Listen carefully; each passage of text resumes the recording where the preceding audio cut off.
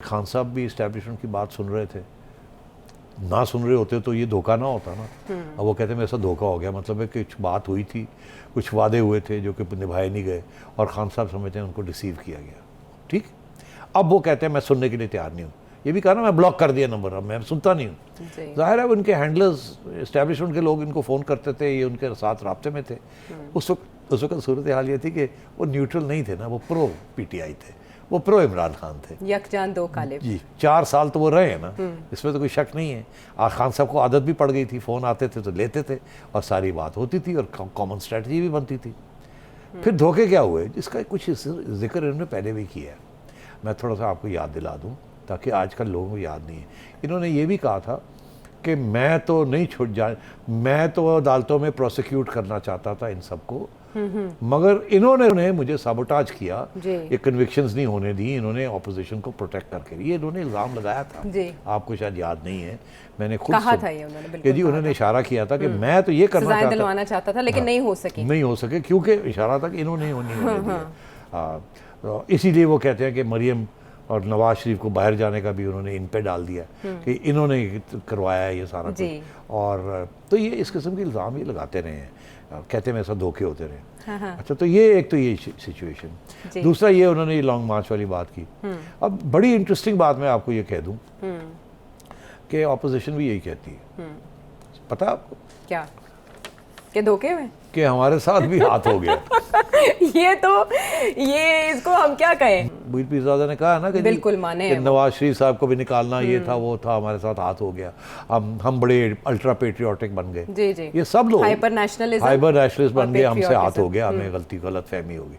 तो हाथ तो हो गया ना सबके साथ। और इस्टेब्लिशमेंट, यही तो उनका पावर है इस्टेब्लिशमेंट का, कि वो अपने जो पत्ते होते हैं ना, वो पत्ते कभी नहीं दिखाते, और अगर दिखा भी दें तो अपने पत्ते को त्रुप चाल करके काट देते हैं और फिर नया एक मौक़िफ़ इख्तियार कर लेते हैं।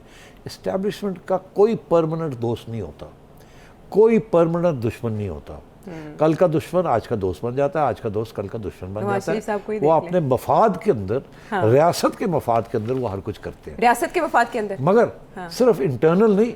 हमने ये सुना था कि उसके कोई एक्सटर्नल दोस्त और यार नहीं होते, अपने मफाद होते हैं।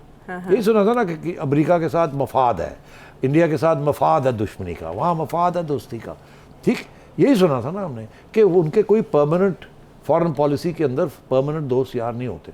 अब यहाँ हमने देखा कि घर में भी उनके कोई परमानेंट दोस्त भी नहीं है, दुश्मन भी नहीं है, हर एक के साथ वो काम करते हैं जहाँ तक उनकी वो मजबूत अपने आप को करें। सारा कुछ, सारे पत्ते इस्टेब्लिशमेंट के पास। तो इसका मतलब इस्टेब्लिशमेंट हावी रहेगी पाकिस्तान की सियासत पे हमेशा, पहले से है और अभी भी है, और मुझे कोई इम्कान नज़र नहीं आ रहा कि ये हावी नहीं रहेंगे। एक बात जाते जाते कह दूं, मेरा टाइम खत्म हो गया। नहीं, अभी सवाल बाकी है, 2 मिनट है, तो आप कुछ और डिस्कस करने जा रही है। एक बात मैं आपसे कहूँ, जितना एस्टेब्लिशमेंट का नुकसान इमरान खान ने किया है, उतना हिंदुस्तान ने किया है, ना ऑपोजिशन ने किया है, ना नवाज शरीफ ने किया है। नवाज शरीफ ने तो 1-2 नाम लेके चुप हो गया था।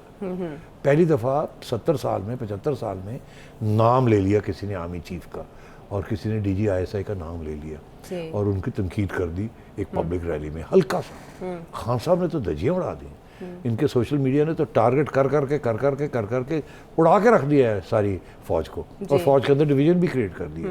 तो इसका भी लॉन्ग टर्म इन्फ्लुएंस होगा। अब सोशल मीडिया की वजह से ये जो खान साहब ने तोड़ दिया है, एक बुत था, ये तोड़ दिया, इसका आगे जाके आपको समझ आएगी कि इसके साथ एक लॉन्ग टर्म के अंदर सेक्रेड काउ खत्म होगी, पावर खत्म नहीं हुआ। ये अगले 10-20 साल की मैं बात कर रहा हूँ, अगले 10 दिन की बात मैं नहीं कर रहा। 10-20 साल में बदल जाएंगे मामलात आपके ख्याल में?